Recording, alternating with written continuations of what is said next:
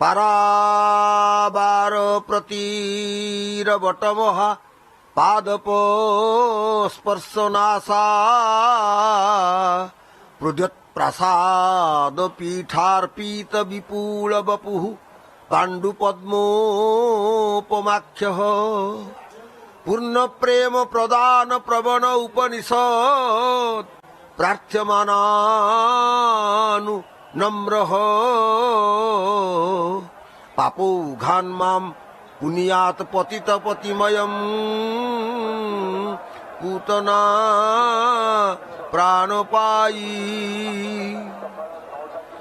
মহাপ্রভুঙ্কর আজি যে ঘোষযাত্রা, পতিত পাবন যাত্রা, দশাবতার যাত্রা, আড়প মহোৎসব, অন্তর্বেদী মহোৎসব, ভগবানଙ୍କର ଯେଉଁ ଶ୍ରୀଗୁଣ୍ଡିଚା ଯାତ୍ରା ଆଜି ଆପଣମାନେ ତାକୁ ଆସ୍ୱାଦନ କରିଛନ୍ତି ଏବଂ ଗୋଟିଏ ସ୍ୱତଃ ମନକୁ ପ୍ରଶ୍ନଟିଏ ଆନ୍ଦୋଳିତ କରିଥାଏ ଯେ ଲୋକେ କହନ୍ତି ଯେ ଜୟତୁ ପତିତ ପାବନ ରଥ ଉପରେ ବାମନ। ଏଇ ଯେଉଁ ଲୋକ ସାହିତ୍ୟରେ ଏଇ ଯେଉଁ ଉକ୍ତିଟି ଅଛି ଯେ ସତରେ କ'ଣ ସେ ବାମନ? ବାମନ କହିଲେ ତ ଆମେ ଖର୍ବକାୟ ଲୋକକୁ ବୁଝିବା ନା, କିନ୍ତୁ କାହିଁକି ତାଙ୍କୁ କୁହାଯାଉଛି ବାମନ ବୋଲି ଆପଣ ଦେଖିବେ ଯେ କୁହାଯାଉଛି ରଥେ ତୁ ବାମନମ ଦୃଷ୍ଟ୍ୱା ପୁନର୍ଜନ୍ମ ନ ଲଭ୍ୟତେ ବା ନ ବିଦ୍ୟତେ।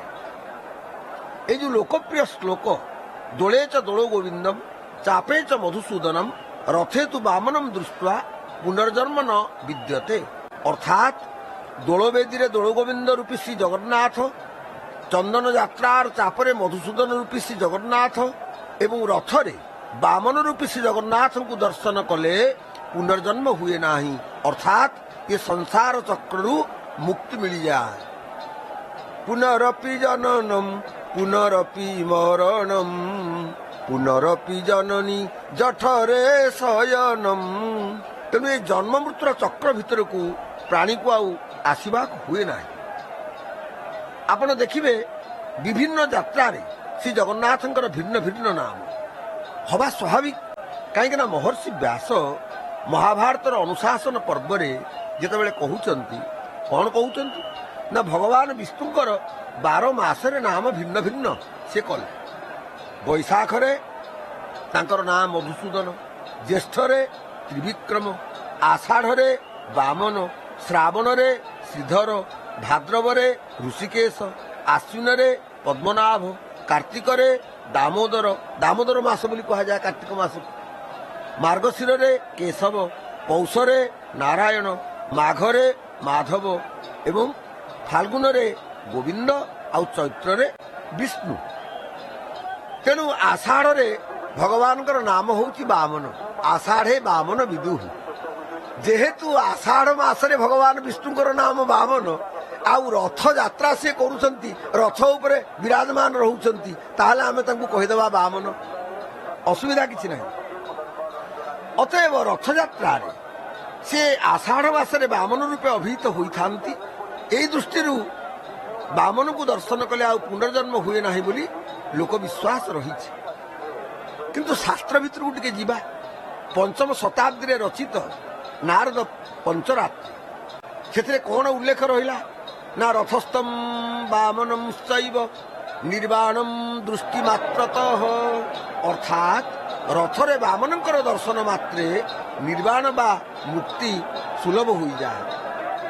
ଶ୍ରୀ ଜଗନ୍ନାଥଙ୍କ ଦ୍ୱାଦଶ ଯାତ୍ରା ପ୍ରସଙ୍ଗରେ ନୀଳାଦ୍ରି ମହୋଦୟ ଆପଣ ଦେଖିବେ ବାମଦେବ ସଂହିତାକୁ ମଧ୍ୟ ଏ କ୍ଷେତ୍ରରେ ବିଚାରକୁ ନିଆଯାଇପାରେ।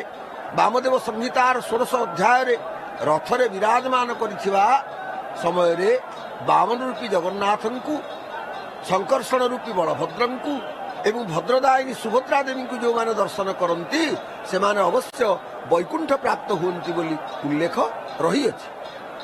ଦେଖନ୍ତୁ ଦେଖନ୍ତୁ ଏ ବିଚିତ୍ର ସୁନ୍ଦର ମୈତ୍ରୀ ବଡ଼ଦାଣ୍ଡ, ଓହୋ ତ୍ରିବେଣୀ ବହୁଛି ପୁରସ୍ତମରେ ଶ୍ରୀକ୍ଷେତ୍ରରେ ନୀଳା ଚଳ ଧାମରେ, ତ୍ରିବେଣୀ ବହୁଛି ପୁରସ୍ତମରେ।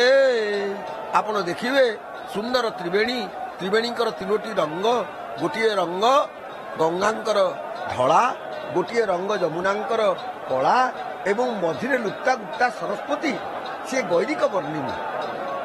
ଆପଣ ଦେଖିବେ ଯେଉଁ ଗେରୁଆ ରଙ୍ଗ ବା ଯେଉଁ ହଳଦୀ ରଙ୍ଗ ସେଇ କୁଙ୍କୁମ ବର୍ଣ୍ଣା ପୁଣି ସୁଭଦ୍ରାଙ୍କର ଯେଉଁ ପ୍ରାଚୀନ ବର୍ଣ୍ଣନା ସେ ବର୍ଣ୍ଣନାରୁ ଅଭିହିତ ହେଉଛି ଏଇ ତିନି ରଙ୍ଗ ତ୍ରିବେଣୀର ପ୍ରତୀକ ହେଇ ବର୍ତ୍ତମାନ ବହୁଛନ୍ତି କୋଉଠି ମୈତ୍ରୀ ବଡ଼ଦାଣ୍ଡରେ। ଆପଣମାନେ ଦେଖନ୍ତୁ ଭକ୍ତମାନେ ଭାସି ଭାସିକି ପଳେଇ ଯାଉଛନ୍ତି ସେଇ ସ୍ରୋତରେ। କଳା ଧଳା ହଳଦିଆ ରଙ୍ଗ ହୋଇଛି ତିନି ଧାରେ ତିନି ପୁର ତାପ ନାଶୁଛି ତିନି ଧାରେ ବହୁଛି ତ୍ରିବର୍ଗ କୁଣ ଦେଉଛି। ଆପଣ ଦେଖିବେ ଯେ ବ୍ରହ୍ମ ତୁ ଲଭିବୁ ବିନା ପରିଶ୍ରମରେ ତ୍ରିବେଣୀ ବହୁଛି ପୁରସ୍ତମରେ। এই ତିନି ରଙ୍ଗ କଳା ଧଳା ହଳଦିଆ ରଙ୍ଗ ହୋଇଛି। ଆପଣ ଦେଖିବେ ଯେ ଯଦୁମଣି ଯେଉଁ ବର୍ଣ୍ଣନା ଦେଇଛନ୍ତି ସେ ବର୍ଣ୍ଣନା ମଧ୍ୟ ସ୍ମରଣକୁ ଆସୁଛି ଯେ ଭଗବାନ ଶୀତ ଶୀତ ଅପରାଜିତାର। ଆପଣ ଦେଖିବେ ଗୋଟିଏ ଅପରାଜିତା ଶୀତ ଆଉ ଗୋଟିଏ ଅଶୀତ, ତାମାନେ ଗୋଟିଏ ଧଳା ଗୋଟିଏ କଳା ମଧ୍ୟେ କଳିଏ ମଧ୍ୟେ ଦିଶେ କଳିକା ଚମ୍ପାର। କହିଲେ ଇଏ ବର୍ତ୍ତମାନ ଏଇ ଯୋଉ ଶ୍ରୀକ୍ଷେତ୍ର ହଉଛି ଗୋଟେ ମୁକ୍ତି ରୂପିଣୀ ନାରୀ। ଇଏ ମୁକ୍ତି ରୂପିଣୀ ନାରୀ କିଏ ନା ଶ୍ରୀମନ୍ଦିର ହଉଛି ସେ ମୁକ୍ତି ରୂପିଣୀ ନାରୀ। ଯଦି ଶ୍ରୀମନ୍ଦିର ଇଏ ଶ୍ରୀକ୍ଷେତ୍ର ହଉଛି ମୁକ୍ତି ରୂପିଣୀ ନାରୀ ତାହେଲେ ଏ ମୁକ୍ତି ରୂପିଣୀ ନାରୀର କେଶ ପାଶ କୁଆଡେ ଗଲା? ମୁକ୍ତି ରୂପିଣୀ ନାରୀର କେଶ କୁନ୍ତଳ ନା ଶ୍ରୀମନ୍ଦିର ହଉଛି ତାର କୁନ୍ତଳ। ଯଦୁମଣି କାବ୍ୟିକ ବର୍ଣ୍ଣନାରେ ଦଉଛନ୍ତି କହିଲେ ଶୀତ ଶୀତ ଅପରାଜିତାର ମଧ୍ୟରାଜି ଏ କଳିକା ଚମ୍ପାର। ଶୀତ ଧଳା ଅପରାଜିତା କିଏ ବଳଭଦ୍ର, ଅଶୀତ କଳା ଅପରାଜିତା କିଏ ଜଗନ୍ନାଥ, ମଧ୍ୟେ ଝଳିଏ କଳିକା ଚମ୍ପାର। ଆହେ ମଧ୍ୟ ଭାଗରେ ଗୋଟିଏ ଚମ୍ପା କଳିକା ମାନେ ସିଏ କିଏ?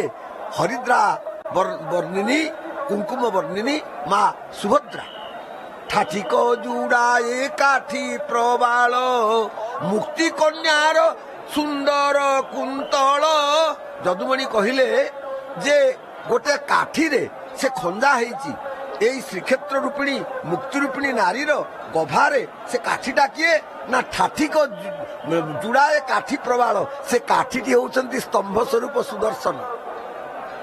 ଅତଏବ এই ଯେଉଁ ତ୍ରିବେଣୀ ବହୁଛନ୍ତି ତିନି ରଙ୍ଗ ଧାରଣ କରିଛନ୍ତି ଆଜି ସମସ୍ତଙ୍କୁ ଇଏ ଭସେଇ ନେଉଛନ୍ତି ଭାବ ସ୍ରୋତରେ ପ୍ରେମ ସ୍ରୋତରେ। ତେବେ ତାଙ୍କୁ ବାମନ ବୋଲି କାହିଁ କହିବା? ରଥେ ତୁ ବାମନମ ଦୃଷ୍ଟ୍ୟା ନା ଦଧିବାମନ ହେଉଛନ୍ତି ଏକକ ଜଗନ୍ନାଥ ମୂର୍ତ୍ତି। ଆପଣ ଦେଖିବେ ଜଗନ୍ନାଥଙ୍କର ଏକକ ମୂର୍ତ୍ତି ହେଉଛନ୍ତି ଦଧିବାମନ ଏବଂ ଏକକ ମୂର୍ତ୍ତି ହେଉଛନ୍ତି ପତିତ ପାବନ।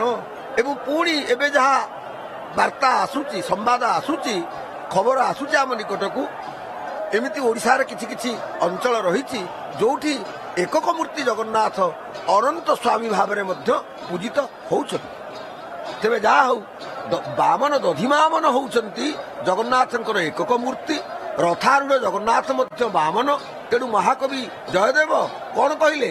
ଛଳୟସି ବିକ୍ରମଣେ ବଳିମଦ୍ଭୁତ ବାମନ ପଦନଖ ନୀର ଜନିତ ଜନ ପାବନ।